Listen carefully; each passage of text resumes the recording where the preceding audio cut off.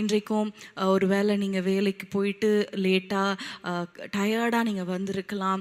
என்னைக்கு ஆண்டவர் என்ன வார்த்தை சொல்ல போகிறார் என்று ஒரு ஏக்கத்தோடு வந்திருக்கலாம். இல்லைனா ஏதோ சும்மா நான் வந்திருக்கிறேன் அப்படின்னு ஒரு வேளை வந்திருக்கலாம். ஆன் பண்ணி உட்கார்ந்து கொண்டு இருக்கலாம். போர் அடிக்குதுன்னு சொல்லி ஓப்பன் பண்ணி உட்கார்ந்துருக்கலாம். ஆனால் நிச்சயமாக ஆண்டவர் நம் ஒவ்வொருவரோடும் இன்றைக்கு பேச போகிறார். கண்களை மூடி ஆண்டவர் சமூகத்தில், ஆண்டவரே எங்களோடு பேசுவீராக. ஒரு நிமிஷம் கேட்பீங்களா? ஹல்லேலூயா. ஆண்டவரே எங்களோடு பேசுவீராக.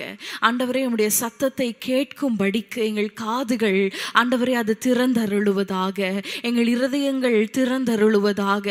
ஹல்லேலூயா. சில நேரம் நம்முடைய போராட்டங்கள் நம்ம காதை அடைத்து விடுகிறது. சில நேரம் நம்முடைய கண்ணீர் இருதயத்தின் கதவுகளை அது அடைத்து விடுகிறது. இன்றைக்கு ஆண்டவர் சமூகத்தில் கேளுங்க. ஆண்டவரே உம்முடைய சத்தம் என் காதுகளில் தொனிப்பதாக. ஆண்டவரே ஒரு வார்த்தை அனுப்பி எங்கள் இருதயங்களை நீர் ஸ்திரப்படுத்துவீராக. எங்கள் கலங்கின அந்த இருதயத்தை, இந்த ஆத்துமாவை உம்முடைய வார்த்தை உயிர்ப்பிக்குமே. உம்முடைய உயிர்ப்பிக்கும் வார்த்தை எங்கள் காதுகளில் தொனிப்பதாக. அப்பா, உம்மை நாங்கள் நம்பி வந்திருக்கிறோம். எங்களோடு இடைப்படும் இயேசுவின் நாமத்தில் பிதாவே, ஆமேன். ஹல்லேலூயா. இன்றைக்கும் இந்த 6வது நாளில், இந்த உபவாச நாளில் உங்கள் மத்தியில் நான் செய்தி ஆண்டவர் கொடுத்த வார்த்தைகளை நான் கொண்டு வந்திருக்கிறேன். நம்ம சங்கீதம் 103ஆம் சங்கீதத்துக்கு நம்ம திறந்து கொள்ளலாம். சங்கீதம் 103:6 எல்லாருக்கும் தெரிந்த சங்கீதம். மனப்பாடமாக கூட நம்ம இந்த வசனங்களை சொல்லுவோம். ஒடுக்கப்படுகிற யாவருக்கும் கர்த்தர் நீதியையும் நியாயத்தையும் செய்கிறார். ஹல்லேலூயா. எல்லாரும் நம்ம சேர்ந்து இந்த வசனத்தை உரத்த சத்தமாய் நம்ம வாசிக்கலாமா? ஒடுக்கப்படுகிற யாவருக்கும் கர்த்தர் நீதியையும் நியாயத்தையும் செய்கிறார். ஹல்லேலூயா. ஒடுக்கம் அப்படின்னு சொல்லும் பொழுது ஒரு நெருக்கம் என்று சொல்லலாம், ஒரு கஷ்டம் அப்படின்னு சொல்லலாம், ஒரு கடினமான ஒரு பாதை அப்படி கூட சொல்லலாம். அந்த வசனம் சொல்லுகிறது, ஒடுக்கப்படுகிற யாவருக்கும் கர்த்தர் நீதியையும் நியாயத்தையும் செய்கிறார். ஹல்லேலூயா. நீங்க சொல்றீங்களா, நான் கூட ஒடுக்கப்படுகிறேன், என் சூழ்நிலை ஒடுக்கமா இருக்கு, நெருக்கமா இருக்கு, கஷ்டமா இருக்கு, கண்டிதம் போல இருக்கு அப்படின்னு நீங்க சொல்றீங்களா? ஆகாருக்கு கூட ஒரு நெருக்கமான ஒரு ஒடுக்கம், வீட்டுல ஒடுக்கம். அவளுடைய நாச்சியாரால அவள் வசித்து வந்த அந்த இடத்துல அவளுக்கு நெருக்கம். வீட்டுல உலகம் முழுவதும் நம்ம சுற்றி வந்தாலும் அந்த வீட்டுக்குள்ள பிரவேசிக்கும் பொழுது கொஞ்சம் சமாதானமா இருந்தா நமக்கு நல்லா இருக்கும் இல்லையா? ஆனா அந்த வீடே நமக்கு ஒடுக்கமா இருந்தா, வீட்டிலே ஒரே ஒடுக்குதலாய் நெருக்கமா இருந்தா எப்படி இருக்கும்? வாழ்க்கை மிகவும் கடினமா இருக்கும். நாகாருடைய வாழ்க்கையில வீட்டுல நெருக்கம். நகோமியுடைய வாழ்க்கை பாருங்க, வாழ்க்கையே ஒரு ஒடுக்குதல் போல. அவளுடைய தவறான ஒரு முடிவுனால, செயல்னால வாழ்க்கை முழுவதும் ஒரு ஒடுக்கத்தை போல. கணவரை இழக்கிறாங்க, மகன்களை இழக்கிறாங்க, வாழ்க்கை என்னமாய் முடியும் தெரியல. ரொம்ப ஒரு கடினமான ஒரு சூழ்நிலை. தாவீதை பார்க்கும் பொழுது தன்னுடைய சொந்த மகனால ஒரு ஒடுக்குதல், சவுலினால காரணமில்லாமல் பகைத்தார்கள் என்று சொல்றது போல அநேக வீட்டில் கூட காரணமே இல்லை, ஏன் என்ன இப்படி நடத்துறாங்கன்னு தெரியல, ஏன் என்னிடத்துல இப்படி நெருக்கமாய் கடினமாய் நடத்துறாங்க எனக்கு தெரியல, என் வாழ்க்கை ரொம்ப ஒடுக்குதல்ல நான் போய்கொண்டு இருக்கிறேன், கண்ணீர்ல போய்கொண்டு இருக்கிறேன். யோசேப்புக்கு பாருங்க, சகோதரர்கள் ஒடுக்கினார்கள், சொந்த சகோதரர்கள் ஒடுக்கினார்கள். வேலை ஸ்தலத்துல ஒடுக்குதல். ஒருவேளை நீங்க சொல்லலாம், நான் என்னுடைய பாஸ், என்னுடைய கூட வேலை செய்யறவங்க என்னை ரொம்ப கடினமா நடத்துறாங்க, எனக்கு வேலைக்கு போகவே எனக்கு இஷ்டம் இல்லை, ஆனா வேற வழி இல்லை, நான் போனாதான் சம்பளம், நான் போய் சம்பாதித்தாதான் என் குடும்பத்தை நடத்த வேண்டும், என் வாழ்க்கையே கஷ்டமா இருக்கு. அந்த சப்பானியை யோசித்து பாருங்க. சப்பானிக்கு வாழ்க்கையில ஒரு முடவனா இருக்கிறான். ஆனா அந்த சூழ்நிலையில நான் ஆண்டவரை நோக்கி கூப்பிடுவேன்னு சொல்லும் பொழுது, ஆண்டவர் நோக்கி நான் கூப்பிடுவேன் அப்படின்னு சொல்லும் பொழுது, இயேசுவேன்னு சொல்லும் பொழுது சுற்றி இருக்கிறவங்க என்ன சொல்றாங்க? அமைதியாயிரு, எதுக்கு ஜெபிக்கிற, ஜெபித்து என்ன சரி நம்ம வாழ்க்கை இப்படி ஆயிருச்சு, ஆனால் ஆண்டவரை நோக்கி பார்க்கலான்னா ஜெபத்துக்கும் நெருக்கம், ஜெபிக்கவும் முடியல, வீட்டில் உட்கார்ந்து ஆண்டவரை தேட முடியல, எனக்கு நெருக்கமாக இருக்குதுன்னு சொல்கிறீங்களா? ஹல்லேலூயா. 1 ராஜாக்களில் நம்ம வாசிக்கலாமா? 1 ராஜாக்கள் 11ஆம் அதிகாரத்துக்கு திருப்பிக் கொள்ளலாம். 1 ராஜாக்கள் 11ஆம் அதிகாரம் 39ஆம் வசனத்துக்கு நம்ம திருப்பிக் கொள்ளலாம். 1 ராஜாக்கள் 11:39. இப்படி நான் இந்த காரியத்தின்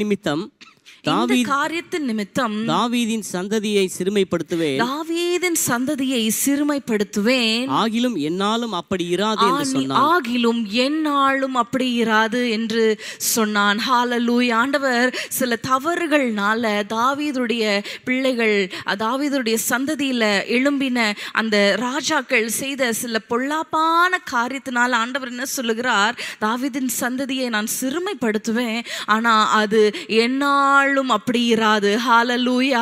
இன்றைக்கு நம்ம வாழ்க்கை ஒருவேளை வியாதியினால, ஒருவேளை ஒரு சிறுமை, ஒரு ஒடுக்குதல், ஒருவேளை பொருளாதாரத்துல நான் ஒடுங்கி போய் நிற்கிறேன், என்னோட கூட பிறந்தவங்க எல்லாம் நல்லா இருக்கிறாங்க, ஏன்னா என் குடும்பம் தலைகுனிந்து கூனி குறுகி இருக்கிறது. பிள்ளைகள்னால ஒருவேளை சில காரியங்கள் தவறான நெகேமியாவுடைய வாழ்க்கையில நம்ம பார்க்கிறோம். நானும் என் தகப்பன் வீட்டாரும் பாவம் செய்தோம், அதனால அந்த எருசலேமின் அலங்கம் எப்படி இருக்கிறது? அது இடிபட்டு சுட்டெரிக்கப்பட்டு ஒன்றும் இல்லாமல் மண்மேடா இருக்கிறது. ஒரு ஒடுக்குதலுக்குள்ள போகிறாங்க. அந்த தவறுகளாலும் சரி, நம்முடைய தவறுனாலும் சரி, ஆண்டவருடைய நியாய தீர்ப்பானாலும் சரி, வேதம் சொல்லுகிறது நான் ஒடுக்கினேன், ஆனா அது முழுமையாய் அப்படியே நான் விட்டுவிட போகிறது இல்லை. வசனம் என்ன சொல்லுகிறது? வாசிங்க. 1 ராஜாக்கள் 11:39 அப்படியாக சொல்லுகிறது. ஆகிலும் என்னாலும் அப்படி இராது. ஹல்லேலூயா. அது அப்படியே நான் விட்டுற மாட்டேன். ஹல்லேலூயா. இடிந்து போன ஹல்லேலூயா தாவீதின் கூடாரத்தை அவர் எடுப்பித்தார். ஹல்லேலூயா. ஹல்லேலூயா. இன்றைக்கு ஆண்டவர் சமூகத்தில் சொல்ல போற, ஆண்டவரே என்னுடைய சூழ்நிலையும் ஒரே ஒடுக்குதல் போன்றதுதான் இருக்கு, கஷ்டமா இருக்கு, நெருக்கமா இருக்கு, ஆனா ஆண்டவர் சொல்லுகிறார் அப்படியே நான் விடுற தேவன் அல்ல. ஹல்லேலூயா. ஆகாருக்கு ஒரு வழியை திறந்தார், நகோமிக்கு ஒரு வழியை திறந்தார், தாவீதுக்கு வழியை திறந்தார், யோசேப்புக்கு வழியை திறந்தார். நம்முடைய ஒடுக்கத்தை அவர் மாற்றுவார். ஒடுக்கப்படுகிற யாவருக்கும் அவர் நீதியையும் நியாயத்தையும் செய்கிறார். ஒரு நிமிஷம் அப்படியே கண்களை மூடி ஆண்டவர் சமூகத்துல நீங்க சொல்லுவீங்களா? ஆண்டவரே ஒடுக்கப்படுகிற எனக்கு நீர் நீதியும் நியாயத்தையும் செய்கிறவர் தானே. ஹல்லேலூயா. ஒடுக்கப்பட்ட அன்றைக்கு ஆகார் ஒடுக்கப்பட்டாள், ஆனா அப்படியே வனாந்திரத்தில் ஆண்டவர் கைவிடலையே. ஹல்லேலூயா. அவளுடைய சந்ததியும் பலத்திற்கும்படி ஆசீர்வதித்தாரே, தாவீதை ஆசீர்வதித்தாரே. தாவீதின் ஒடுக்குதல் மிகவும் கடினது. ஹல்லேலூயா. முதலாவது சகோதரரால, அப்புறம் சவுலால, அப்புறம் சொந்த மகனால. ஹல்லேலூயா. வேதம் சொல்லுகிறது தாவீது வெறுங்காலோடு, தாவீது ராஜா அழுது கொண்டு வெறுங்காலோடு நடந்து போனான் என்று நம்ம வாசிக்கிறோம். உங்க வாழ்க்கையில ஒவ்வொரு நாளும் நான் அழுதுட்டே கழிக்கிறேன். ஒவ்வொரு நாளும் தாவீதை போல நான் அழுது ஹல்லேலூயா என் பிள்ளைகளுக்காக, என் சூழ்நிலைக்காக, என் குடும்பத்துல இப்படி ஆயிருச்சே, இப்படி ஒரு ஒடுக்கம் எனக்கு வந்துருச்சே, இப்படி ஒரு நெடுக்கம் எனக்கு வந்துருச்சே, நீங்க அழுறீங்களா? ஆண்டவர் சமூகத்துல உங்கள் கண்ணீரை சிந்தி ஹல்லேலூயா கரங்களை உயர்த்தி நம்ம ஒரு பாட்டை பாட போறோம். அது ஒரு ஜெபமாக ஃபாதர் பாடுவார் இல்லையா? ஒடுக்கப்படுவோருக்கு அடைக்கலமே, நெருக்கடி வேளையில் எங்களுக்கு புகலிடமே, உம்மை நாங்கள் நம்பி வந்திருக்கிறோம் சொல்லுவீங்களா? இந்த உபவாச நாளில் உங்கள் கரங்களை உயர்த்தி ஹல்லேலூயா உங்கள் ஆத்துமாவை ஆண்டவருக்கு நேராய் உயர்த்தி உங்கள் சத்தம் உயர்வதாக. உங்கள் கண்கள் ஹல்லேலூயா நியாயாதிபதியை, நீதியுள்ள நியாயாதிபதியை. சில நேரம் மனிதர்கள் அநியாயமாய் உங்களை நடத்தலாம். அநியாயமாய் நான் என்ன தவறு செய்தேன், நான் நன்மை தானே செய்தேன், ஆனா ஏன் என்னை இப்படி நடத்துறாங்க, எனக்கு ஏன் இவ்வளவு பாடுகள், எனக்கு ஏன் இந்த பாதை? நீங்க ஒருவேளை கேட்கலாம். ஆண்டவரை நோக்கி பார்த்து பாடுவோம். ஒடுக்கப்படுவோர்க்கு அடைக்கலமே, நெருக்கடி வேளையில் புகலிடமே. சத்தத்தை உயர்த்தி நம்ம சேர்ந்து பாடலாமா? ஒடுக்கப்படுவோர்க்கு அடைக்கலமே,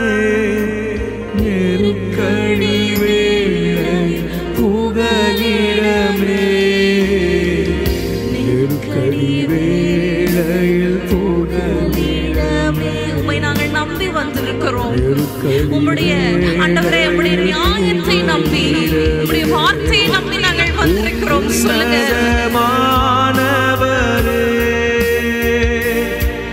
என் ஊரை விடம் நீர்தானே. ஜெபமாய் பாடுவீங்களா? உன்னதமானவரே,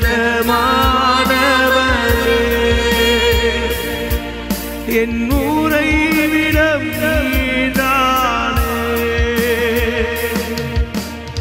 உயர்த்துகிறேன், வாழ்த்துகிறேன், வணங்குகிறேன், உம்மை போற்றுகிறேன். முழு இதயத்தோடு உம்மை துதிப்பேன்.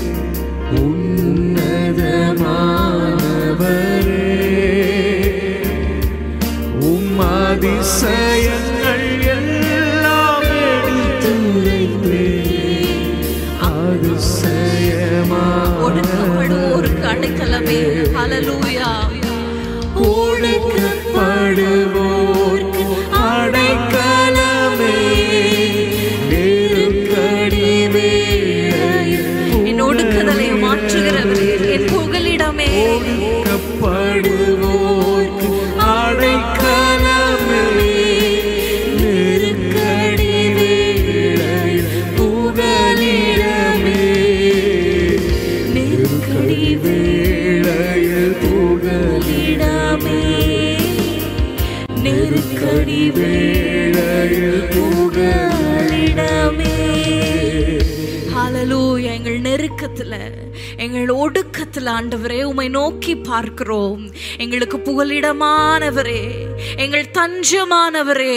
ஹல்லேலூயா, ஹல்லேலூயா. ஆண்டவரே, அன்றைக்கு நகோமியோடைய நெருக்கத்துல, ஒடுக்கத்துல நீர் வழியை திறந்தது உண்மை தான் என்றால், இன்றைக்கு எங்கள் வாழ்க்கையில ஆண்டவரே இந்த ஒடுக்குதலுக்கு ஒரு முற்றுப்புள்ளியை நீர் வைக்க போகிறீர் என்று விசுவாசத்தோடு நாங்கள் ஜெபிக்கிறோம். உம்முடைய நாம மகிமைப்படட்டும். எங்களோடு பேசுவீராக. இயேசுவின் நாமத்தில் பிதாவே, ஆமேன். ஹல்லேலூயா. 2 ராஜாக்கள் 13ஆம் அதிகாரத்துக்கு நம்ம திருப்பிக் கொள்ளலாம். 2 ராஜாக்கள் 13ஆம் அதிகாரம் 2ஆம் வசனத்திலிருந்து 4ஆம் வசனம் வரைக்கும் நம்ம வாசிக்க போகிறோம். கர்த்தரின் பார்வைக்கு பொல்லாப்பானதை செய்து இஸ்ரவேலை பாவம் செய்ய பண்ணின நேபாத்தின் குமாரனாகிய யெரொபெயாமின் பாவங்களை பின்பற்றி நடந்தான். அவைகளை விட்டு அவன் விலகவில்லை. ஆகையால் கர்த்தருக்கு இஸ்ரவேலின் மேல் கோபம் உண்டு. அவர்களை சீரியாவின் ராஜாவாகிய ஆசகேலின் கையிலும் ஆசகேலின் குமாரனாகிய பெனதாத்தின் கையிலும் அந்நாட்களில் எல்லாம் ஒப்பு கொடுத்தார். ஆமென். ஹல்லேலூயா. இங்க பார்க்கிறோம், இஸ்ரவேல் ஜனங்கள், ஹல்லேலூயா, இஸ்ரவேல் புத்திரர் என்ன செய்கிறார்கள்? அவர்கள் பொல்லாப்பானதை செய்ததுனால ஆண்டவர் அவர்களை சீரிய ராஜாவிடத்துல அவர் ஒப்பு கொடுக்கிறார். அப்போ அந்த நாட்கள்ல அரசாண்டு கொண்டிருந்த ஆசகேல் ராஜா என்ன செய்கிறார் தெரியுமா? அந்த நாட்கள்ல அந்த ஆசகேல் ராஜா அரசாண்ட நாட்கள்ல அந்த சீரிய ராஜாவின் இடத்துல ஆண்டவர் ஒப்பு கொடுக்கிறார். எதனால? கர்த்தருடைய பார்வையில அவங்க பொல்லாப்பானதை செய்ததுனால அவங்களுக்கு ஒரு ஒடுக்கம் ஏற்படுகிறது. சீரியர்கள் அவர்களை கஷ்டமாய் நடத்துகிற ஒரு சூழ்நிலை ஏற்படுகிறது. அப்போ 4ஆம் வசனத்தை நம்ம வாசிக்கும் பொழுது யோவாகாஸ் ராஜா என்ன செய்கிறார் என்று பார்க்கும் பொழுது, யோவாகாஸ் கர்த்தருடைய சமூகத்தை நோக்கி பிரார்த்தித்தான். கர்த்தருடைய சமூகத்தை நோக்கி பிரார்த்தித்தான். சீரியாவின் ராஜா இஸ்ரவேலை ஒடுக்குகிறதினால் அவர்கள் ஒடுங்கி போகிறதை பார்த்து கர்த்தர் அவனுக்கு செவி கொடுத்தார். கர்த்தர் அவனுக்கு செவி கொடுத்தார். ஹல்லேலூயா. ராஜா சீரியர்கள் அவர்களை ஒடுக்கிறதை அவர் பார்த்து யோவாகாசின் ஜெபத்திற்கு அவர் பதில் அளித்தார். ஹல்லேலூயா. எப்படிப்பட்ட பதில் தெரியுமா? 5ஆம் வசனத்தை நம்ம எல்லாரும் பார்க்க போகிறோம். கர்த்தர் இஸ்ரவேலுக்கு ஒரு இரட்சகனை கொடுத்ததினால் அவர்கள் சீரியருடைய கையின் கீழ் இருந்து நீங்களாக்கினார்கள். ஆதலால் இஸ்ரவேல் புத்திரர் முன்போல் தங்கள் கூடாரங்களிலே குடியிருந்தார்கள். ஹalleluya, ஹalleluya. ஒரு இரட்சகன் எழும்புகிறார். அந்த யோவாகாஸ் ராஜா என்ன செய்கிறார் தெரியுமா? அவர் ஆண்டவரை நோக்கி அவர் பிரார்த்திக்கிறார். ஹalleluya. இஸ்ரவேலின் ராஜாவை நோக்கி அவர் ஜெபம் செய்கிறார். பெரிய ஒரு காரியம், யுத்தத்துக்கு போகல, எதுவும் பெரிய காரியங்கள் செய்யல.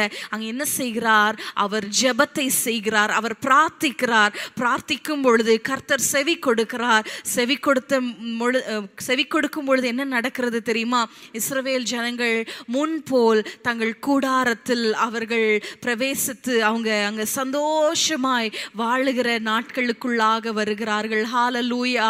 கூடாரம் என்று சொல்லும் பொழுது நம்ம வீட்டை குறிக்கிறது. நம்ம வீட்டுல முன்போல் ஹalleluya. நீங்க சொல்லலாம், ஒரு காலத்துல நாங்க சந்தோஷமா இருந்தோம், ஒரு நாட்கள்ல பிள்ளைகள்லாம் சின்னதா இருக்கும் பொழுது ரொம்ப சந்தோஷமா இருந்தது, நாங்க ஜாலியா இருப்போம், நானும் என் கணவரும் என் பிள்ளைகளும் நாங்க ரொம்ப சந்தோஷமா இருந்தோம். ஆனா இப்போ சந்தோஷமே இல்லை. முன்போல் வசனம் சொல்லுகிறது, முன்போல் தங்கள் கூடாரங்களில் அவர்கள் குடியிருந்தார்கள். ஹalleluya. எத்தனை பேர் விசுவாசிக்கிறீங்க? யோவாகாஸ் செய்தது என்ன தெரியுமா? அவர் கர்த்தரை நோக்கி பிரார்த்தித்தார். ஹalleluya, ஹalleluya, ஹalleluya. நம்ம கூடாரத்துல அந்த ஒடுக்குகிற பிசாசின் கிரியைகள், அந்த சீரிய ஆவிகளுக்கு விரோதமாய் நம்ம எழும்பி நம்ம ஜெபிக்க போகிறோம். ஹalleluya. கூடாரத்துல வசனத்துல எவ்வளோ ஆசீர்வாதங்கள் கூடாரத்தை குறித்து நம்ம பார்க்கிறோம். சங்கீதம் 128 நம்ம பார்க்கும் பொழுது அவ்வளவு ஆசீர்வாதங்கள். அந்த வசனத்தை நம்ம எல்லாரும் எடுத்து பார்க்கலாமா? ஆண்டவர் வீட்டிற்கு, நம்முடைய குடும்பத்திற்கு, கூடாரத்துக்கு என்னென்ன ஆசீர்வாதங்களை கொடுக்கிறார் நம்ம எல்லாருக்கும் தெரியும். கர்த்தருக்கு பயந்து அவர் வழிகளில் நடக்கிறவன் எவனோ அவன் பாக்கியவான். உன் கைகளின் பிரயாசத்தை சாப்பிடுவாய், உனக்கு பாக்கியமும் நன்மையும் உண்டாயிருக்கும். உன் மனைவி உன் வீட்டோரங்களில் கனிதரும் திராட்சை கொடியை போல் இருப்பாள். உன் பிள்ளைகள் உன் பந்தியை சுற்றிலும் ஒலிவ மர கன்றுகளை போல் இருப்பார்கள். இன்னும் பிள்ளைகளின் பிள்ளைகளை காண்பாய். இஸ்ரவேலுக்கு உண்டாகும் சமாதானம். இப்படியெல்லாம் ஒரு வீடு இருந்தா நமக்கு எவ்வளோ நல்லா இருக்கும் இல்லையா? எல்லா ஆசீர்வாதங்களும் இங்க அடங்கி இருக்கு. கைகளின் பிரயாசம், மனைவி, கணவர், மனைவி, பிள்ளைகள், இன்னும் பிள்ளைகளின் பிள்ளைகள் எல்லாமே இருக்கு. ஹalleluya. ஆனா நம்ம வீட்டுல சில ஒடுக்குதல்னால, சில பிசாசுடைய உட்புகுதல்னால நம்மை ஒடுக்கி கொண்டு இருக்கிறான் பிசாசு. பிள்ளைகளோடு சமாதானமா இருக்க முடியல. வீட்டில் இருக்கிற நாட்கள் நமக்கு மிகவும் கடினமா இருக்கு. இங்க பார்க்கிறோம், மனைவி உன் வீட்டோரங்களில் ஹalleluya கனிதரும் திராட்சை செடியை போல் இருப்பாள். சகோதரிகள் வீட்டோரங்களில் இருக்கணும். ஹalleluya. இன்னைக்கு நிறைய மனைவிகளுடைய பார்வை மற்ற வீட்டில், நம்முடைய வீட்டை மாத்திரம் நம்ம பார்க்கும் பொழுது பாருங்க, அந்த வீடு சமாதானமாவே இருக்கும். எப்போ அந்த வீட்டை நம்ம அந்த எல்லையை தாண்டி அந்த பக்கம் கண்கள் போகிறதோ அந்த வீட்டில் அப்படி இருக்கு, அந்த வீட்டிலலாம் கல்யாணம் நடக்குது, அந்த வீட்டிலலாம் நல்லா இருக்கிறாங்க, அந்த வீட்டிலலாம் அதெல்லாம் நடக்கு அப்படி நம்ம பேச பேச வீட்டில் சமாதானம் குறைந்து போகிறது. இன்றைக்கு வசனம் சொல்லுகிறது. ஹalleluya. 147 பாருங்க, 147 13 14 வசனத்தை நம்ம வாசிக்கலாமா? சங்கீதம் 147 13 14. ஹalleluya. அவர் உன் வாசல்களின் தாழ்பாள்களை பலப்படுத்தி உன்னிடத்தில் உள்ள உன் பிள்ளைகளை ஆசீர்வதிக்கிறார். ஆமென். உன்னிடத்தில் உள்ள உன் பிள்ளைகளை ஆசீர்வதிக்கிறார். அவர் உன் எல்லைகளை சமாதானம் உள்ளவைகளாக்கி உச்சிதமான கோதுமையினால் உன்னை திருப்தியாக்குகிறார். ஹalleluya. நம் கூடாரத்துல முன்போல் நம்ம சந்தோஷமா இருக்க ஆண்டவர் இவ்வளோ வாக்குத்தத்தங்களை கொடுத்திருக்கிறார். ஆனா நம்ம செய்ய வேண்டியது என்ன? ஒரே ஒன்று காரியம் தான். என்னன்னு சொல்லலாமா? ஆண்டவரை நோக்கி பிரார்த்தித்தான். ஹalleluya. ஒருவேளை சொல்லலாம், நீங்க நான் டெய்லி ஜெபிக்கிறேன் தானே, ஆனா மாறலியே. இன்றைக்கு ஆண்டவர் இந்த வார்த்தையை கொடுத்திருக்கிறார். இந்த வார்த்தையை பிடித்து நம்ம ஜெபிக்க போகிறோம். ஹalleluya. உபாகமம்ல ஒரு அருமையான வசனம் இருக்கிறது. அதை மாத்திரம் நம்ம வாசித்து விட்டு நம்ம குடும்பத்தில் இருக்கிற ஒடுக்குதலை மாற்றும்படி நம்ம ஜெபிக்க போகிறோம். உபாகமம் 23:14. ஹalleluya. உபாகமம் 23:14. உன் தேவனாகிய கர்த்தர் உன்னை ரட்சிக்கவும் சத்துருக்களை உனக்கு ஒப்புக் ஒப்பு கொடுக்கவும் உன் பாளையத்துக்குள்ளே உலாவிக் கொண்டிருக்கிறார். பாளையத்துக்குள்ளே உலாவிக் கொண்டிருக்கிறார். ஹalleluya. உன் பாளையத்துக்குள்ளே அவர் உலாவிக் கொண்டிருக்கிறார். உங்க வீட்டுக்குள்ள அவர் உலாவிக் கொண்டிருக்கிறார். ஹalleluya. எதற்கு தெரியுமா? உங்களை ரட்சிக்கவும், உங்கள் ஒடுக்குதலை அவர் மாற்றவும், உங்கள் சத்துருக்களிலிருந்து உங்களை விடுதலை செய்யவும், உங்களுக்கு வெற்றியை தரவும் அவர் உலாவிக் கொண்டிருக்கிறார். அதே நேரத்துல பிசாசானவன் அவன் என்ன செய்கிறான் தெரியுமா? எவனை விழுங்கலாமோ என்று அவன் சுற்றி திரிகிறான். ஹalleluya. ஆண்டவர் நம்ம வாழ்க்கைக்குள்ள, நம்ம வீட்டுக்குள்ள, நம்ம பாளையத்துக்குள்ள அவர் உலாவி வர விரும்புகிறார். ஆனா அதே நேரத்துல பிசாசானவன் எவனை விழுங்கலாமோ என்று நம்மை சுற்றி திரிகிறான். ஹalleluya. இன்றைக்கு நம் எல்லைகள்ல சமாதானம். ஹalleluya. நம்முடைய தாழ்பாள்களை அவர் பலப்படுத்துவாராக. கண்களை மூடி அப்படியே யோவாகாஸ் கர்த்தரை நோக்கி பிரார்த்தித்தார். ஆண்டவர் அவர் ஜெபத்துக்கு பதில் அளித்து அந்த ஒடுக்குதலை அவர் மாற்றினது மாத்திரமல்ல, முன்போல் அவர்கள் கூடாரங்களில் ஹalleluya அவள் சந்தோஷமாய் வாழ்ந்தார்கள். ஹalleluya. குடியிருந்தார்கள். ஹalleluya. நம்முடைய கூடாரத்தை சுற்றிலும் ஹalleluya கண்களை மூடி கரங்களை உயர்த்தி, ஆண்டவரே எங்கள் வீட்டில் கிரியை செய்கிற இந்த ஒடுக்குகிற பிசாசின் கிரியைகள் சில நேரம் காரணம் இல்லாமல் இருதயம் அப்படியே நொறுங்குகிறது. ஹalleluya. காரணமே இல்லை, ஆனாலும் ஒடுக்குதலா இருக்கிறது. இருதயம் அப்படியே நெருக்குகிறது. ஹalleluya. ஆண்டவரே நீர் எங்கள் பாளையத்துல உலாவி வருவீராக. எங்களை சத்துருக்களிலிருந்து ரட்சிக்க, எங்களுக்கு சமாதானத்தை தர எங்கள் தேவனாகிய கர்த்தர் எங்கள் பாளையத்துல உலாவுவீராக. எங்கள் எல்லைகள்ல சமாதானம், இந்த பிசாசின் கிரியைகள், வியாதியினால ஒடுக்கம், இந்த பொருளாதார காரியத்தினால ஒடுக்கம் என்று சொல்லுகிறீர்களா? ஆண்டவரிடத்துல சொல்லுங்க, ஆண்டவரே இந்த ஒடுக்குதலை நீர் மாற்றுவீராக. ஹalleluya. ஹalleluya. வசனம் சொல்லுகிறது, அவர்கள் முன்போல் தங்கள் கூடாரங்களில் குடியிருந்தார்கள் என்று நம்ம பார்க்கிறோம். அப்போ அது வரைக்கும் அவங்க ஓடி ஒளிஞ்சு கொண்டிருந்தாங்க. அது வரைக்கும் அவங்க ஓடிக்கொண்டிருந்தாங்க. பயந்து ஓடி இருப்பாங்க, அலசடிப்பட்டு இருப்பாங்க. இன்றைக்கு அப்படிப்பட்ட சூழ்நிலையா இருந்தால், அப்படிப்பட்ட ஒடுக்குதலா இருந்தால், அப்படிப்பட்ட அலசடிகளை ஆண்டவர் ஓய பண்ணுவாராக. கூடாரங்களில் நாங்கள் சந்தோஷமாய் குடியிருக்க ஆண்டவரே எங்களுக்கு அனுக்கிரகியும். ஆண்டவரே அன்றைக்கு யோவாகாசின் ஜெபத்தை கேட்டவர் எங்களின் ஜெபத்தை கேட்பீராக. இந்த உபவாச நாளில் ஆண்டவரே எங்களை தாழ்த்துகிறோம். ஆண்டவரே எங்களை தாழ்த்துகிறோம் அப்பா. ஆண்டவரே எங்கள் ஒடுக்குதலை நீர் மாற்றுவீராக. ஆண்டவரே நீர் கிரியை செய்வீராக. ஆண்டவரை சுற்றி திரிகிற பிசாசின் கிரியைகளை அழித்து போடுவீராக. எங்கள் பாளையத்தை சுற்றி திரிகிற, எங்களை ஒடுக்க நினைக்கிற, எங்கள் பொருளாதாரத்தில் கையை வைக்க நினைக்கிற, எங்கள் பிள்ளைகளுடைய வாழ்க்கையில கையை வைக்க நினைக்கிற எல்லா பிசாசின் கிரியைகளை நீர் அழித்து போடுவீராக. எங்களை தாழ்த்தி ஒப்பு கொடுக்கிறோம் இயேசுவின் நாமத்தில் பிதாவே, ஆமென். சமாதான காரணம் நீங்க தானே, சர்வ வல்லவரும் நீங்க தானே. சமாதான காரணம் நீங்க தானே, சர்வ வல்லவரும் நீங்க தானே. இயேசு நீங்க இருக்கையிலே நாங்க சோர்ந்து போவதில்லை. சொல்லுவீங்களா? ஆண்டவர் நம் பாளையத்துக்குள்ள இருப்பாரானால், ஹalleluya, அவர் நம்மோடு இருக்கும் பொழுது நம்ம சோர்ந்து போக வேண்டாம். ஆமென். அவர் எல்லாம் பார்த்துக் கொள்வார். நீங்க எல்லாமே பார்த்துக் கொள்வீங்க. நீங்க எல்லாமே பார்த்துக் கொள்வீங்க. நீங்க எல்லாமே பார்த்துக் கொள்வீங்க. இயேசு நீங்க இருக்கையிலே எங்கள் ஒடுக்கத்தை மாற்றும்படிக்கு எங்க வீட்டுல இறங்கி வாங்க. நீங்க எங்களோடு இருங்கப்பா. நாங்க சோர்ந்து போவதில்லை. இயேசு நீங்க இருக்கையில, இயேசு நீங்க ஹalleluya, நாங்க பயப்பட மாட்டோம். நாங்க சோர்ந்து போவதில்லை. நீங்க எல்லாமே பார்த்துக் கொள்வீங்க.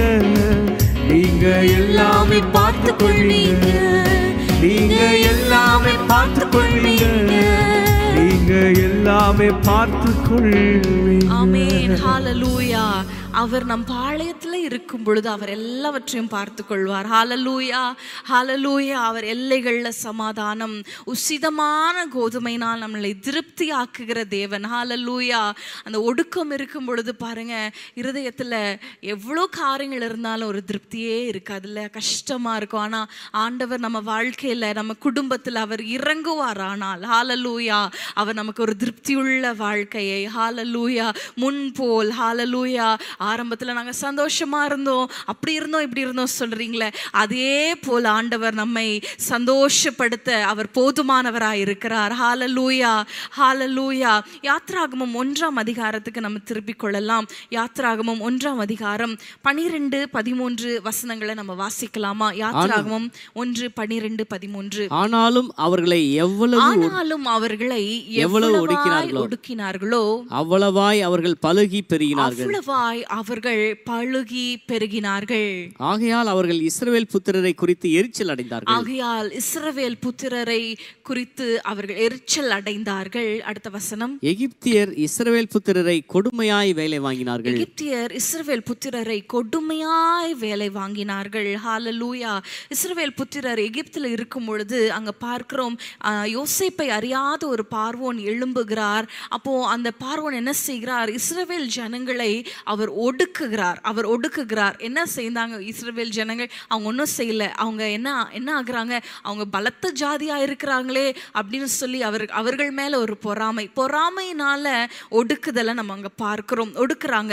ஆனா வசனம் சொல்லுகிறது, கர்த்தர் அவர்களோடு இருந்ததுனால அவர்கள் எவ்வளவாய் ஒடுக்கினார்களோ அவ்வளவாய் அவர்கள் பெருகினார்கள். ஹalleluya, ஹalleluya. ஆண்டவருடைய பிள்ளைகளுக்கு ஒடுக்கம் அது ஒரு ஃபுல் ஸ்டாப் இல்ல. ஹalleluya.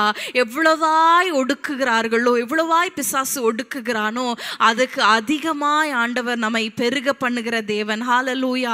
எகிப்தியர் இஸ்ரவேல் ஜனங்களை கொடுமையாய் வேலை வாங்கினார்கள். 14ஆம் வசனத்தை நம்ம பார்க்கும் பொழுது அவங்க வேலை செய்து அவர்கள் ஜீவனே அவர்களுக்கு கசப்பாயிருச்சு. என்ன வாழ்றோம், எதற்காக வாழ்கிறோம்? அந்த வசனத்துல பார்க்கும்போது அவர்களை கொடுமையாய் நடத்தினார்கள் என்று நம்ம பார்க்கிறோம். ஜீவனே கசப்பாக்குறது. வாழ்ந்து என்ன பிரயோஜனம்? எதற்காக வாழ்றேன், எதற்காக சம்பாதிக்கிறேன், எதற்காக ஓடுறோம், எதுக்கு இந்த வாழ்க்கை அப்படின்னு ஒருவேளை உங்கள் இருதயம் கலங்கி கொண்டு இருக்கலாம். தண்ணீரை போல கரைந்து இருக்கிறது, என் வாழ்க்கையே கஷ்டமா இருக்கு, ஒடுக்குதலா இருக்குதுன்னு சொல்றீங்களா? யாத்ராகமம் 2ஆம் அதிகாரத்துல நம்ம பார்க்கும் பொழுது, யாத்ராகமம் 2ஆம் அதிகாரம் 24ஆம் வசனத்தை நீங்க பாருங்களேன், என்ன நடக்கிறது பாருங்க. யாத்ராகமம் 22:24. தேவன் அவர்கள் பெருமூச்சை கேட்டு தாம் ஆபிரகாமோடும் ஈசாக்கோடும் யாக்கோபோடும் செய்த உடன்படிக்கையை நினைவு கூர்ந்தார். ஆமென், ஹalleluya. அடுத்த வசனத்துல பார்க்கிறோம், இஸ்ரவேல் புத்திரரை கண்ணோக்கினார், தேவன் அவர்களை நினைத்தருளினார். ஹalleluya. அவர்கள் பெருமூச்சை கேட்டு ஆண்டவர் அந்த உடன்படிக்கையை அவர் நினைவு கூர்ந்தார். ஹalleluya, ஹalleluya. அநேக நேரங்கள்ல படுத்திருக்கும் பொழுது ஒரே பெருமூச்சா இருக்கிறதா வசனம் சொல்லுகிறது. அந்த பெருமூச்சை கூட ஆண்டவர் அதை அறிந்திருக்கிறார், கேட்கிறார். அநேக நேரத்துல சொல்லுகிறது என்ன தெரியுமா? என்னுடைய வேதனை யாரும் பார்க்கறது இல்லை, என் புலம்பல யாருமே கேட்கறது இல்லை, என் கூட யாரும் உட்கார்ந்து பேசுகிறது இல்லை, என்னுடைய மனதின் பாரத்தை புரிந்து கொள்ள யாரும் இல்லை நீங்க சொல்றீங்க. ஆனா ஈவன் இந்த பெருமூச்சை கூட, அந்த பெருமூச்சுல வார்த்தையே இல்லை, அந்த சத்தத்தை கூட நம் தேவன் கேட்கிறார். ஹalleluya, ஹalleluya. சில நேரத்துல நம்ம ஜெபிப்பதற்கு பலன் கூட இருக்காது, ஜெபிப்பதற்கு வார்த்தைகள் இருக்காது. ஆனா நம் தேவன் எப்படிப்பட்ட தேவன் தெரியுமா? பெருமூச்சை கேட்கிற தேவன். ஹalleluya, ஹalleluya. நம் தேவன் மிகவும் அன்பானவர். அவர் தாயை போல தேற்றுகிறவராய் இருக்கிறார். சில பெண்கள் வந்து சொல்லுவாங்க என்னிடத்துல, அம்மா போயிட்டா அவ்வளவுதான் இல்ல, நம்ம கவனிப்பதற்கு கரையாய் விசாரிப்பது யாருமே இல்லை. உண்மைதான். ஆனா அதிலும் அவர் ஹalleluya, தாயினும் மேலாய் நம்மை நேசிக்கிறவர் ஒருவர் இருக்கிறார். ஹalleluya. அவர் அந்த பெருமூச்சை கூட சில நேரத்துல நம்ம மனிதர்கள், தாய் கூட எடுத்துக்கோங்களேன், நம்ம போய் சொன்னாதான் அவங்களுக்கு புரியும். ஆனா நம்முடைய தேவன் நம்முடைய பெருமூச்சை வைத்தே அவர் எல்லாவற்றையும், அவர் அந்த காரியங்களை புரிந்து கொள்ளுகிற தேவன். ஹalleluya. அப்படிப்பட்ட தேவனுக்கு ஒரு நிமிஷம் நன்றி செலுத்துறீங்களா? ஆண்டவரே, ஆண்டவரே என் பெருமூச்சை கூட நீங்க கேட்கிறீங்க, என்னுடைய இருதயத்தின் அங்கலாய்ப்ப நீங்க பார்த்து கொண்டிருக்கிறீங்க. வேதம் என்ன சொல்லுகிறது தெரியுமா? அந்த பெருமூச்சை கேட்டு அவர் செய்த உடன்படிக்கையை அவர் நிறைவு கூர்ந்தார். என்ன உடன்படிக்கை? ஆதியாகமத்தில் நம்ம பார்க்கும் பொழுது, ஆதியாகமம் 15ஆம் அதிகாரத்துக்கு நம்ம திருப்பிக் கொள்ளும் பொழுது, ஆதியாகமம் 15ஆம் அதிகாரம் 13-14 வசனங்களை நம்ம வாசிக்கலாமா?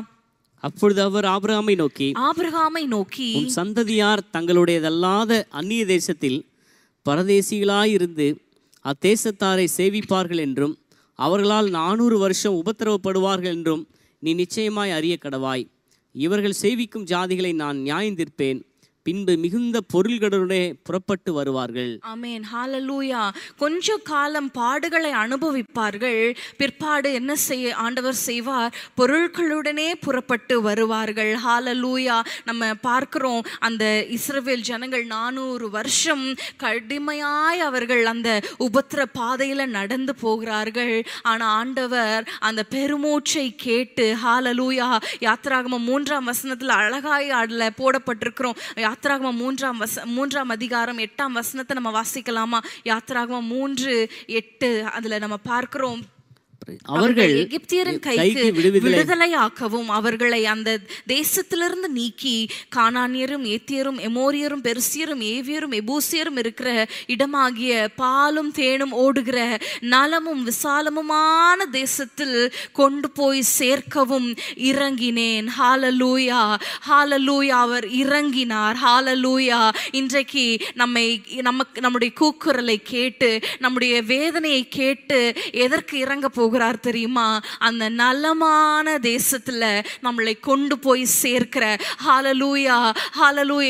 ஆண்டவர் ஜெபத்தை கேட்கிறவர் மாத்திரம் அல்ல, அவர் வாக்குத்தத்தத்தை நிறைவேற்றுவார். ஹல்லேலூயா. ஒரே ஒடுக்குதலா இருக்கு, ஒரே கஷ்டமா இருக்குன்னு சொல்றீங்களா? வாக்குத்தத்தம் நிறைவேறுகிற சமீபத்துக்கு நம்ம வந்துட்டோம். ஹல்லேலூயா. வாக்குத்தத்தம் நிறைவேறும் காலத்துல ரொம்ப ஒடுக்கமா இருக்கு, அவ்வளோ கஷ்டம், ரொம்ப கடினமா, வாழ்க்கையே கசப்பாய் மாறுகிறது. ஆனால் அவர்களுக்கு ஒரு வாக்குத்தத்தத்தின் வாசல்களை அவர் திறந்தார். ஹல்லேலூயா. ஒரு நிமிஷம் கண்களை மூடி ஆண்டவர் சமூகத்துல சொல்லலாம், ஆண்டவரே, என்னுடைய ஒடுக்குதலை நீர் மாற்றி எனக்கு ஒரு வாசலை, எனக்கு நீர் நியமித்த அந்த இடத்துல, ஆண்டவரே, நீர் எனக்கு கொடுத்த அந்த வாக்குத்தத்தத்தை நிறைவேற்ற போகிறீர். ஹல்லேலூயா. சொல்லுங்க, எனக்கு நீ சொன்ன வாக்குத்தத்தங்களை நீர் நிறைவேற்ற போகிறீர், அதற்காக ஸ்தோத்திரம். சொல்லுங்க, ஸ்தோத்திரம் ஆண்டவரே. என்னுடைய இடுக்கங்களை, என்னுடைய ஒடுக்குதலை நீர் மாற்றி, ஹல்லேலூயா, ஹல்லேலூயா, எங்கள் வருத்தத்தையும் எங்கள் ஒடுக்குதலையும் பார்த்து, ஆண்டவரே, ஹல்லேலூயா, எங்கள் பிதாவை நோக்கி நாங்கள் கூப்பிட்டோம், எங்கள் ஒடுக்குதலை நீர் பார்த்து கேட்டு, ஆண்டவரே, எங்களை விசாலமான தேசத்துல என்னென்ன காரியங்கள் ஒடுக்குதலா இருக்கு நீங்க சொல்லுங்க. ஆண்டவரே, என் வீட்டுல பிரச்சனையா இருக்கு. ஹல்லேலூயா. வீடே பிரச்சனையா இருக்கு, வீடே இல்ல, அதனால ஒரு ஒடுக்கம். சின்ன வீடா இருக்கு, ரொம்ப நெருக்கமா இருக்கு. ஹல்லேலூயா. அவர் விசாலமான தேசத்துக்குள்ள உங்களை கொண்டு போகிற நாட்கள் சமீபமா இருக்கிறது. ஆண்டவரே, உமக்கு ஸ்தோத்திரம். அந்த இஸ்ரவேல் ஜனங்களின் பெருமூச்சை கேட்டு நீர் இறங்கினது போல, ஆண்டவரை, இப்பொழுது ஜெபிக்கிற ஒவ்வொருத்தருக்கும் ஆண்டவரே வாக்குத்தத்தங்களை நிறைவேற்றும் காலத்துக்குள்ளாக ஆண்டவரே உம்முடைய பிள்ளைகளை கொண்டு வருவீராக. சொல்லுங்க, ஆண்டவரே, நீர் கொண்டு வருவீராக. ஹல்லேலூயா. ஆண்டவரே, கஷ்டம் போதும் ஆண்டவரே, ஜீவன் கசப்பா இருக்கிறதப்பா. ஒவ்வொரு நாளும் கண்ணீர்ல கடந்து கொண்டு இருக்கிற தாய்மார்கள், ஒவ்வொரு நாளும் எப்படி இந்த நாட்கள் முடியும், எப்படி இந்த காரியங்கள் முடியும் என்று சொல்லி இருதயத்தில் அங்கலாய்த்து கொண்டு இருக்கிற சகோதரிகள், சகோதரர்கள், ஆண்டவரே, இந்த ஒடுக்கத்தை நீர் மாற்றி ஒரு விசாலத்துக்குள்ள எங்களை கொண்டு வருகிறீர். நாங்க விசுவாசத்தோடு, நீங்கள் விசுவாசித்து ஜெபிங்க. ஆண்டவரே, எங்களுக்கு ஒரு விசாலம், எங்களுக்கு ஒரு நலமான தேசம், நீர் வாக்குத்தத்தம் பண்ணத நீங்க நிறைவேற்றும் காலம் சமீபம். அதற்காக ஸ்தோத்திரம், ஸ்தோத்திரம், ஸ்தோத்திரிங்க, ஸ்தோத்திரிங்க. ஹல்லேலூயா. சில நேரம் வாக்குத்தத்தத்தை ஆண்டவர் சுதந்திரிக்க நம்ம ஸ்தோத்திரிக்க பண்ணுவார். ஹல்லேலூயா. எரிகோவுக்கு முன்பாக அவர்கள் ஆர்ப்பரித்தார்கள். ஹல்லேலூயா. தடைக்கு முன்பாக, உங்கள் ஒடுக்குதலுக்கு முன்பாக ஹalleluya. பவுலும் சீலாவும் ஒடுக்கப்பட்டார்கள், அவர்கள் ஜெபித்தார்கள், தேவனை நோக்கி துதித்தார்கள். இன்னைக்கு நீங்க துதிங்க, ஆண்டவரே எனக்கு ஒரு அற்புதம் நடக்க போகிறது, என்னுடைய வாழ்க்கை மாற போகிறது, என்னுடைய சூழ்நிலை மாற போகிறது, அதற்காக ஸ்தோத்திரம் ஸ்தோத்திரம் ஸ்தோத்திரம் ஸ்தோத்திரம். ஆண்டவரே உமக்கு ஸ்தோத்திரம் அப்பா. அற்புதங்களை நாங்கள் எடுத்துக்கொள்ளுகிறோம், அற்புதங்களை நாங்கள் பார்க்க போகிறோம், அதற்காக உமக்கு ஸ்தோத்திரம். இயேசுவின் நாமத்தில் பிதாவே, ஆமென், ஹalleluya. சில நேரத்துல நம்ம பாருங்க, ஒடுக்குதலை உடனே ஆண்டவர் மாற்றிட மாட்டார். அந்த பாதையில கடந்து செல்ல ஆண்டவர் பலனை தருவார்.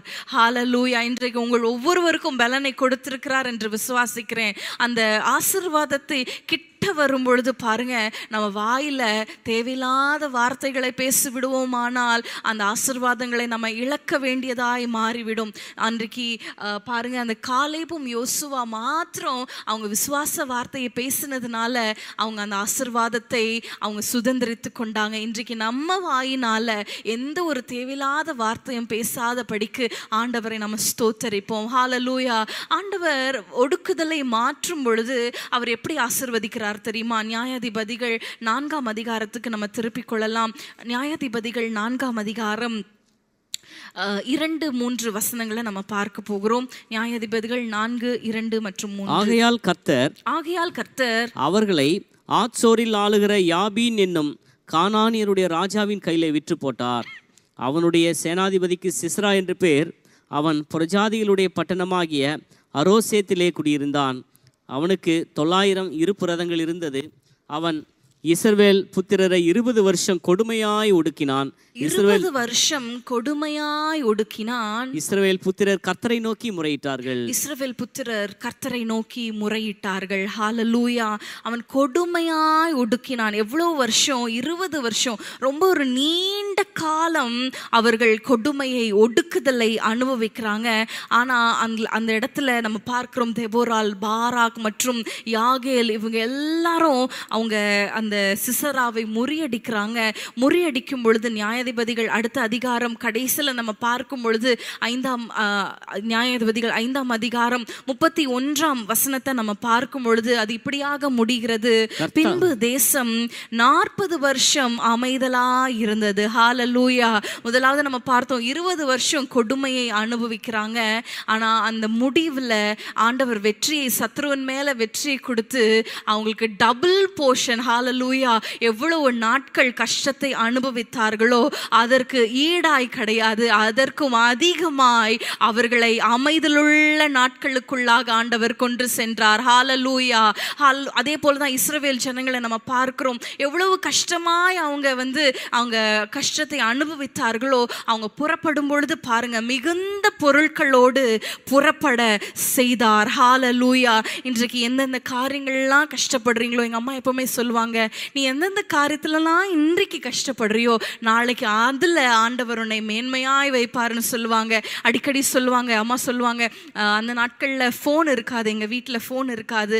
அப்பா ஃபாரினுக்கு ஊழியத்துக்கு போனா இந்த டைமுக்கு கால் பண்ணுவாங்கன்னு சொல்லி தெரிந்த ஒரு வீட்டில் போய் உட்கார்ந்து கொண்டு காத்து கொண்டு இருப்பாங்க. சில நேரம் அந்த வீட்டில் வெல்கமிங்காக இருப்பாங்க, சில நேரம் ஐயோ வந்துட்டாங்களா அப்படிங்கிற மாதிரி இருதயத்தை கஷ்டப்படுத்துகிற நாட்கள் இருந்திருக்கிறது. ஆனால் பாருங்க, அதுக்கப்புறம் அப்பா சொல்லுவாங்க, ஒன்றுக்கு பாரு 4 ஃபோன் இருக்குது, ஆஃபீஸில் ஒரு ஃபோன் இருக்குது, உன் கையில் ஃபோன் இருக்குது, என் கையில் ஃபோன் இருக்குது. அடிக்கடி அந்த சம்பவத்தை அடிக்கடி எங்களுக்கு ஞாபகப்படுத்துவாங்க. அந்த நாட்கள் ஒரு ஃபோன் இல்லாமல் கஷ்டப்பட்டோம், இன்னைக்கு ஆண்டவர் இத்தனை ஃபோன்களை கொடுத்திருக்கிறார். ஹalleluya. சமீபத்தில் கூட ஒரு காரியம், இந்த மங்குஸ்டீன்னு ஒரு பழம் இருக்கிறதில்ல, இப்போ கூட நிறைய இடத்துல விற்று கொண்டு இருக்கிறாங்க. அந்த நாட்களில் நாங்கள் சிறு பிள்ளையாக இருக்கும் பொழுது குடும்பமாய் அந்த ஊட்டி, கொடைக்கானல் எல்லாம் எங்கள் அம்மாவுடைய ஃபேமிலிஸ் எல்லாரும் குடும்பமாய் போகும்பொழுது எங்கள் அம்மா இடத்துல காசு இருக்காது அதை எங்களுக்கு வாங்கி கொடுப்பதற்கு. ஏன்னா அது ஒரே ஒரு ஃப்ரூட் பாருங்கள், அது 30 ரூபாய் சொல்லுவாங்க. அப்போது எனக்கு ஒன்று, அண்ணனுக்கு ஒன்று மாத்திரம் 1-2 தான் வாங்கி கொடுக்க முடியும். அதை நாங்கள் பொறுமையாக உட்காந்து அது மெதுவாக நாங்கள் சாப்பிடுவோம். ஏன்னா அது முடிஞ்சிடும்ல, அது அதனால் மெதுவாக நாங்கள் சாப்பிடுவோம். நீங்கள் நினைக்கவே மாட்டீங்க, நினச்சே நாங்கள் பார்த்துருக்க மாட்டோம். கடந்த 5 ஆண்டுகளாக பாருங்க, அந்த சீசன் வரும்போதெல்லாம் எங்களை மிகவும் நேசிக்கிற ஒரு தாயார், அன்பு தாயார், அவங்க பாருங்க 1 கிலோ இல்லை 2 கிலோ இல்லை 10 கிலோ 15 கிலோ இன்றைக்கு வரைக்கும் எங்களுக்கு அனுப்பி கொண்டு இருக்கிறாங்க. நான் யோசிப்பேன், அன்றைக்கு ஒரு பழம் வாங்குறதுக்கு நம்ம கஷ்டப்பட்டோம், ஆனால் ஆண்டவர் எவ்வளவாய் ஆசீர்வதிக்கிறார். ஹல்லேலூயா. அதே போல் எந்தெந்த காரியத்திலலாம் குடும்பத்தில் ஒருவேளை நீங்கள் கஷ்டப்படலாம், எங்கள் அம்மா எப்போவுமே சொல்லுவாங்க இந்த வார்த்தையை, நீ இந்த விஷயத்தில் கஷ்டப்படல, இந்த விஷயத்தில் ஆண்டவர் உன்னை நேர்த்தியாய் நடத்துவார், திரளாய் உன்னை ஆசீர்வதிப்பார்னு சொல்லுவாங்க. சின்ன வயசில் நிறைய ட்ரெஸ்லாம் வாங்கி கொடுக்க மாட்டாங்க. பர்த்டேக்கு ஒரு ட்ரெஸ், நியூ இயருக்கு ஒரு ட்ரெஸ், கிறிஸ்மஸ்க்கு ஒரு ட்ரெஸ், இந்த ட்ரெஸ் தான். அப்போ எந்த ஒரு கல்யாணத்துக்கு போனாலும் அதே ட்ரெஸ் தான் நம்ம ரிப்பீட் பண்ணுற மாதிரி இருக்கும். என் கசின்ஸ் கூட கேட்டிருக்கிறாங்க, உனக்கு வேறு ட்ரெஸ்ஸே இல்லையா, இதே போட்டுட்டு வேற. ஆனால் ஆண்டவர் கிருபையாய் ஆசீர்வதித்திருக்கிறார். ஹல்லேலூயா. ஒருவேளை இதெல்லாம் சின்ன சின்ன காரியமாக இருக்கலாம்.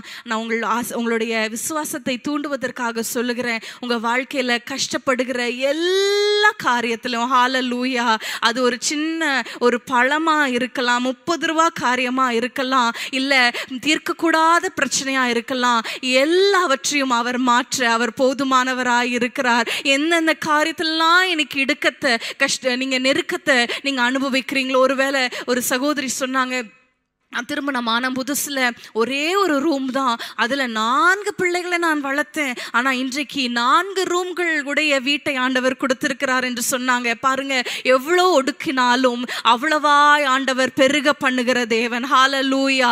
20 வருஷம் நீண்ட நாட்கள் ஒடுக்கும், ஆனால் அதற்கு ஈடாய் அல்ல, அதற்கும் மேலாய் ஹல்லேலூயா நம் தேவன் நம்மளை ஆசீர்வதிக்கிற தேவனாய் இருக்கிறார். கண்களை மூடி ஆண்டவர் சமூகத்தில் ஹல்லேலூயா, ஆண்டவரே எங்கள் ஒடுக்கப்படுகிற யாவருக்கும் அவர் நீதியையும் நியாயத்தையும் செய்கிற தேவனாய் இருக்கிறீரே. அன்றைக்கு யோவகாசின் ஜெபத்தை கேட்டு அந்த ஒடுக்குதலை, சீரியரின் ஒடுக்குதலை மாற்றினீர் அப்பா. இஸ்ரவேலரின் பெருமூச்சை கேட்டு ஹல்லேலூயா அவர்களுடைய ஒடுக்கத்தை மாற்றி ஹல்லேலூயா விசாலமான தேசத்துல கொண்டு வந்தீங்க. ஹல்லேலூயா ஹல்லேலூயா. அன்றைக்கு சிசராவுடைய ஒடுக்கத்தை, நீண்ட நாட்கள் ஒடுக்கம், நான் கல்யாணம் ஆனதுல இருந்து நான் ஒடுக்கத்தை தான் ஃபேஸ் பண்ணி கொண்டு இருக்கிறேன். எனக்கு நினைவு தெரிந்ததுல இருந்து இதே பாதை தான், இதே நெருக்கம் தான். இல்ல ஹல்லேலூயா, நம் ஒடுக்குதலை அவர் விசாலமாய் மாற்றுகிற தேவன். ஹல்லேலூயா. ஆண்டவர் சமூகத்துல உங்கள் கைகளை கண்களை ஏறெடுத்து ஆண்டவரை நோக்கி, ஆண்டவரே எங்கள் ஜெபங்களுக்கு, எங்கள் பெருமூச்சுக்கு ஹல்லேலூயா நாங்கள் வடித்த கண்ணீருக்கு ஈடாய் அதிகமாய் நீங்க நேர்த்தியாய் செய்ய போறீங்கப்பா.